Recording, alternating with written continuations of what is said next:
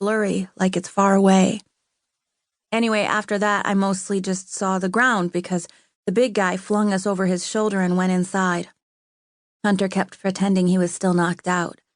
I guess he was worried that if they knew he was awake, they'd give him more of the drug and he wouldn't have any chance of escaping. Not that he ever had a chance anyway. Hugh, did you see much of the building or the area around it? A. Enough to know it was the same area where they brought Nikki last week. Same fence, but one section of it was down. One of them had a big flashlight, and once we were inside, I could see crap all over the floors. Food wrappers and beer bottles, even a hole in the floor in one room. They went upstairs, and just before they propped us up against the wall next to the other kids, the flashlight reflected off these big chunks of white. What do they call this stuff you make sinks and toilets out of? Hugh, porcelain? A. Yeah. There was an open pipe right next to them, so I think it was a bathroom. I could see the walls, but only a little since Hunter was squinting so they wouldn't notice he was awake. But I'm sure about the drawings. Paintings, I guess, on the walls. A couple of dogs, and this one that looked like a rabbit. The walls were crumbling in places, but the drawings were like something from Peter Rabbit or whatever. So I guess kids lived there at some point. And now kids died there too. There was a shot, and then another and another. Not loud, just a fwep sound, kind of like when you pull a cork. Hunter opened his eyes when the shots began, and he started screaming. Woman's voice. It's okay, baby. I'm here. A. After Hunter screamed, the man who was bragging about his sex life before starts cursing and saying the kids were all supposed to be asleep, that he didn't sign on for this. So the third person, the woman, shoves the guy out of the way. She points the gun straight at Hunter's face. I only saw her briefly, but she didn't look angry like I expected. More sad, really. She said, I'll make it quick for you. Hunter squeezed his eyes tight, and I heard another fwap noise. And after that, I didn't see or hear anything else. Chapter 1.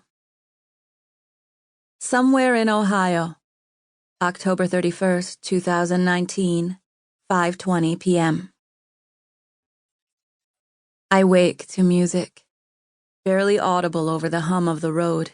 At first, I think I'm still in the truck with Porter, but it's Aaron's hands tapping on the edges of the steering wheel this time as he sings along with Arctic Monkeys about Arabella and her interstellar gator-skin boots. I'm sorry, I say, my words punctuated by a yawn. I was supposed to be keeping you company. Aaron smiles but doesn't take his eyes off the road. Your job was to keep me awake, and you did. You were snoring right in time with the music. I give his leg a half-hearted swat. I do not snore. He catches my arm and squeezes it briefly, then his hands go right back to the wheel. Even though he's been towing the RV for the past 2 days, it still makes him nervous. But then, we're all a bit nervous.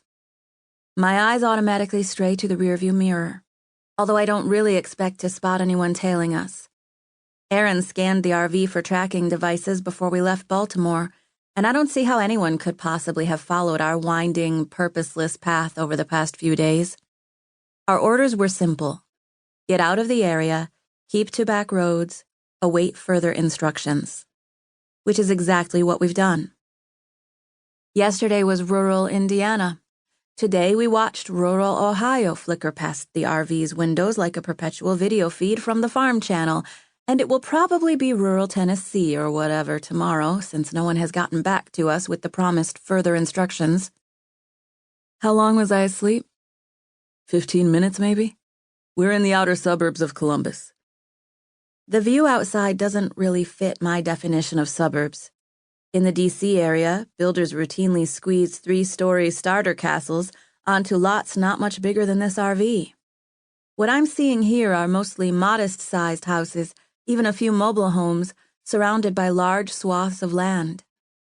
This stray thought is all it takes to stir Daniel from his corner in my head.